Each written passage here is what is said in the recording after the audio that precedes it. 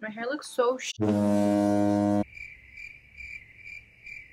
gonna go ahead and show you guys what steps I take personally to make sure that my foundation looks good all the time. In my opinion, the thing that makes the most difference for you and for your foundation is to, you know, exfoliate and cleanse it properly before you apply your foundation. So one thing that I really love and that I love using is the Living Pro spin brush. And it's a 7-in-1 spin brush, so it comes with a gentle exfoliating attachment, a massaging attachment. It also comes with a pumice stone and a body brush, so you can exfoliate your body. I used the body one yesterday, and let me tell you, my skin has never been softer. These are the two attachments that I really enjoy using. All of them are great, but these are my favorite.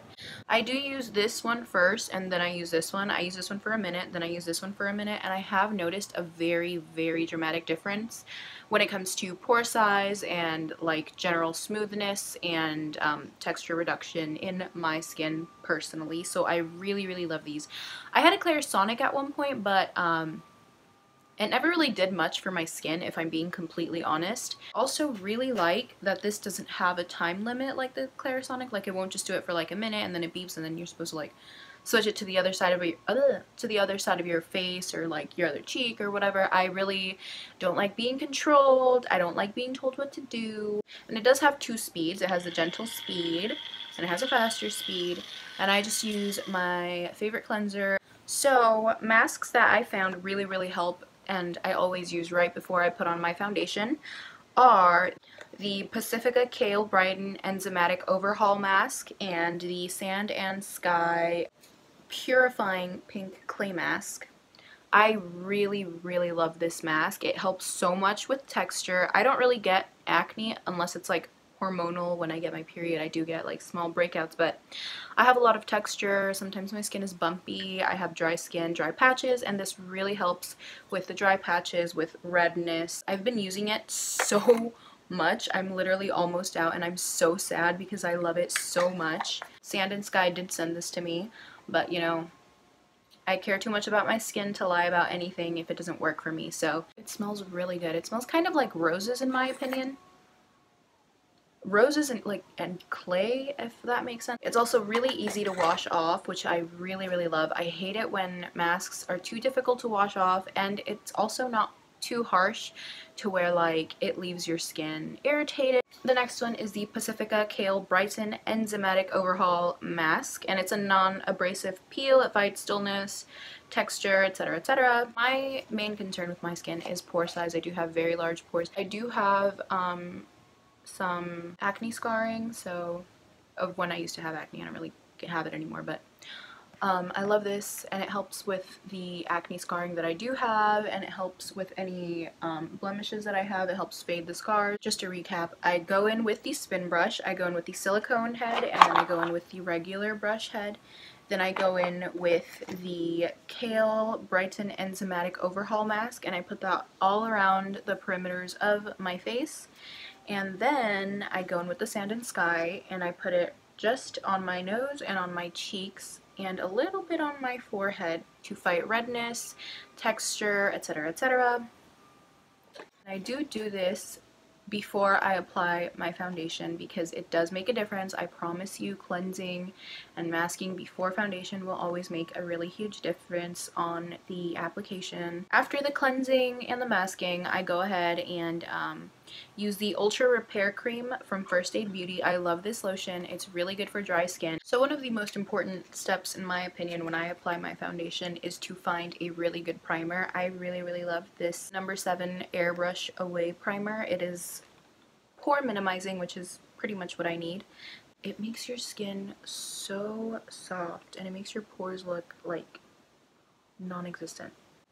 It has like a painty smell. It kind of smells like the Wet n Wild foundation, but it makes the world of difference when you're applying your foundation over top of it. So after you apply your primer, go ahead and pick your favorite foundation. I'm going to go in with the Hourglass Vanish Stick Foundation, but I will remember you That's great.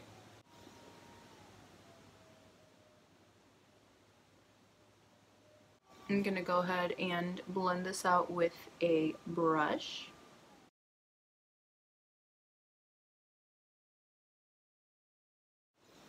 I don't know if I said it, but this is just an e.l.f. brush. It's called the Powder Blurring Brush. Then I'm gonna go ahead and go in with the Makeup Forever HD foundation.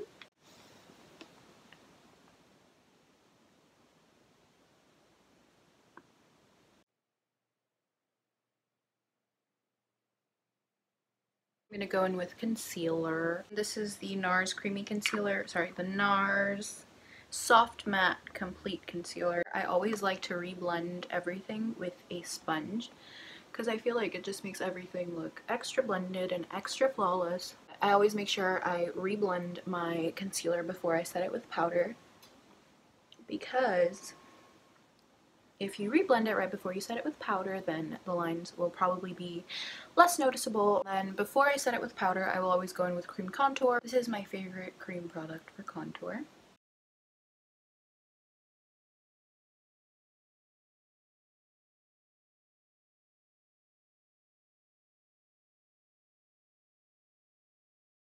I find that the powder really does make a difference depending on which powder you use. I use the Laura Mercier Secret Brightening Powder for under eyes. I use it anywhere I get lines, so I use it between my brows, my frown lines. I use it under my eyes, in my on my eyelid, and then I use it down by my smile lines as well. And I push it in until it's gone. I don't like baking. I feel like that makes me look cakey, but that's just my opinion. That's my opinion! And I like looking up and applying the powder. I also like applying it on my cheeks because I find that it's a very blurring powder.